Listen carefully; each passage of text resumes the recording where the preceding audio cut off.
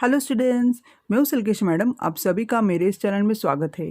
आज हम पढ़ेंगे डीबीएमएस में व्यू सीरियलाइजेबिलिटी। तो चलिए शुरू करते हैं। View serialisability introduction. जैसे कि हमने देखा, सीरियल शेड्यूल के दो पार्ट्स हैं। एक है कॉन्फ्लिक्ट सीरियलाइजेबल, जो कि हमने अपने पिछले लेक्चर में देखा था। ओके, उसके लिए आप रेफर कर सकते हैं मेरा conflict serialisable lecture number 58। Okay, और व्यू सीरियलाइजेबल। तो व्यू सीरियलाइजेबल हम अभी के लेक्चर में देखेंगे।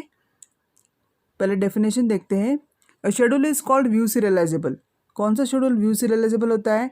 If it is view equal to a serial schedule. अगर उसका व्यू इक्वल होता है सीरियल शेड्यूल की जैसा होता है तो a conflict serial schedule is view serializable. Conflict serializable view serializable हो सकता है, but if the serializable content blind write then the view serializable it not conflict serializable. View serializable conflict नहीं होता है अगर उसमें ब्लाइंड राइट आ जाता है। तो ये ब्लाइंड राइट क्या है देखते हैं। Blind right performing writing operation without reading operation. मतलब वो क्या करता है, राइट पहले कर लेता है ट्रांजैक्शन में और विदाउट रीडिंग, कोई रीड नहीं होता है, उसे हम ब्लाइंड राइट कहते हैं। तो हम एग्जांपल देख लेते हैं कॉन्फ्लिक्ट सीरियलाइजेबल का। Consider schedule. यहाँ पर हमारे पास एक शेड्यूल है जहाँ पर यहाँ एस शेड्यूल है। यहाँ पर 3 ट्रांजैक्शंस है, T1 T2 T3। तो अभी हम देख सकते हैं, पहले T2 पढ़ते हैं। T2 में क्या है, कॉन्फ्लिक्टिंग पेयर हम चेक करते हैं, जो हमने लास्ट लेक्चर में भी देखा था। कॉन्फ्लिक्टिंग पेयर्स में अगर रीड है तो कॉन्फ्लिक्टिंग उसका राइट होगा, राइट है तो read and write both are there. तो रीड ए में कैसा है, अगर रीड ए हम करते हैं तो कॉन्फ्लिक्टिंग क्या है उसका, जो मैंने रेड में लिखा है राइट ए। ओके, अभी राइट ए हमको कहाँ चेक करना है, T2 और T3 में। अदर ट्रांजैक्शन सेम ट्रांजैक्शन में चेक नहीं करना है, तो T2 में चेक करेंगे राइट है क्या, यस है तो हमने उसको टिक कर दिया है। आप देख सकते हैं ये ब्लैक में मैंने टिक किया है, राइट है। ओके, और T3 में भी है, T3 में भी है, दोनों तरफ हमें मिल गया है। तो हम लोग क्या करेंगे, प्रेसिडेंस ग्राफ ड्रॉ करेंगे T1 और T2 T3। तो T1 से एक ट्रांजैक्शन जाता है T2 और T3, क्योंकि हमें राइट ए मिल गया। तो फिर अभी हम T2 चेक करते हैं। T2 ट्रांजैक्शन एग्जीक्यूट हो रहा है, तो T2 ट्रांजैक्शन एग्जीक्यूट हो रहा है तो उसमें क्या है, राइट ए है। अभी राइट ए ये हमारा ब्लाइंड राइट है। क्यों? Because it is writing without reading, direct right कर रहा है वो। तो इसमें रीड ए और राइट ए दो बोथ है। तो क्या चेक करना है, T1 और T3 में चेक करना है। T1 और T3 में है क्या, यस है T1 और T3 में। तो हमारा ट्रांजैक्शन T2 से कहाँ जाएगा, T1 और T3 में। तो अभी हमको लूप मिल गया, तो ये आ गया हमारा लूप। तो पहले देखते हैं, अगर ग्राफ में the graph with no loop and cycle, अगर किसी भी ग्राफ में लूप या साइकिल नहीं हो तो वो कॉन्फ्लिक्ट सीरियलाइजेबल हो सकता है। और कॉन्फ्लिक्ट सीरियलाइजेबल है तो वो सीरियल भी है, और सीरियल है तो वो कंसिस्टेंट भी है। तो अभी फिर need of view serializability. Serializability की हमें क्या ज़रूरत है? There are some schedules that are not conflict serializable. कुछ शेड्यूल्स ऐसे भी है जो कॉन्फ्लिक्ट सीरियलाइजेबल नहीं है, but still give consistent result, फिर भी वो कंसिस्टेंट रिजल्ट हमें देते हैं।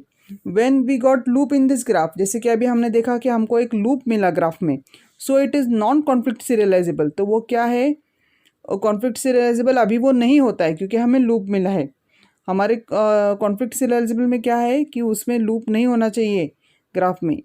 मीन्स वेदर इट इज़, अभी हमको क्या है कि हमको पता नहीं चल रहा है कि वेदर इट इज़ सीरियल और not, there is no answer for that. Okay, so view serializable is use, इसके लिए हमें व्यू सीरियलाइजेबल की ज़रूरत पड़ती है। तो ये हो गया reason why we are using view serializability. तो conflict serializability is more restricted form of view serializable. अभी यहाँ पर कंडीशन क्या है, if a schedule is not conflict serializable, और कोई शेड्यूल कॉन्फ्लिक्ट सीरियलाइजेबल नहीं है बट व्यू सीरियलाइजेबल, पर व्यू सीरियलाइजेबल है, then one blind write should be there.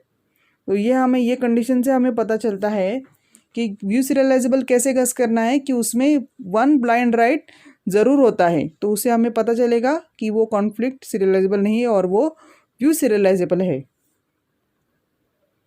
Equivalent schedules. तो यहाँ पर हमारे पास दो शेड्यूल्स है, एक तो पैरेलल शेड्यूल मतलब जो हमारा ओरिजिनल शेड्यूल है एस, और ये दूसरा है सीरियल शेड्यूल।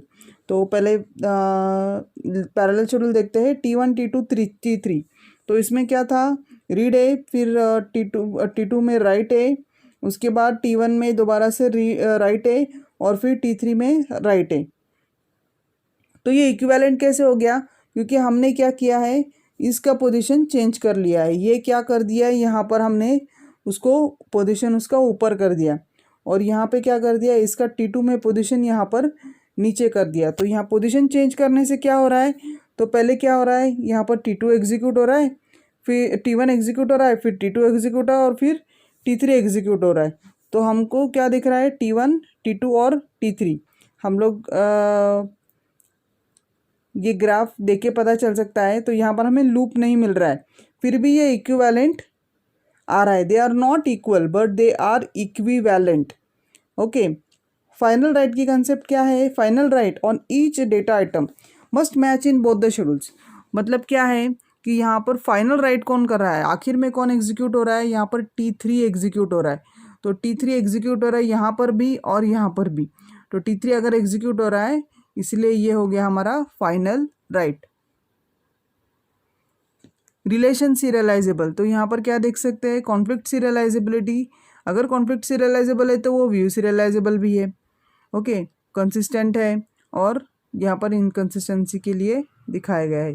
तो हम ये डायग्रामेटिकली रिप्रेजेंट कर सकते हैं कि कैसे conflict serialisable is view serialisable.